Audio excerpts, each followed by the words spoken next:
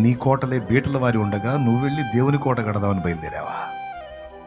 కడదువు గాని ముందు బీటలు వారిన నీ ఆత్మీయ కోటను ఒక్కసారి పరిశీలించు. కూలిపోయిన నీ బలిపీఠాన్ని తిరిగి పునర్నిర్మించు.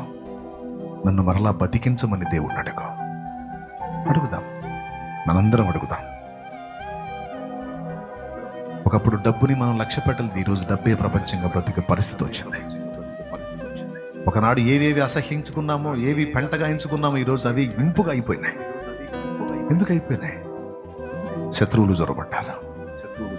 బీటలు వారిన మన ఆత్మీయ కోటలోనికి శత్రువులు జొరబడి మనల్ని పతనం వైపు నడిపిస్తా ఉన్నారు. మన లోపల ఉన్న దైవాత్మ దుఃఖపడుతున్నాడు. మన లోపల ఉన్న పరిశుద్ధాత్మ దుఃఖపడుతున్నాడు, మూలుగుతున్నాడు. మన నుండి రాకూడని వస్తుంటే, మన దగ్గర రాకూడని ఫలాలు వస్తుంటే అవి చూసి ఆత్మ దుఃఖపడుతున్నాడు, మూలుగుతున్నాడు.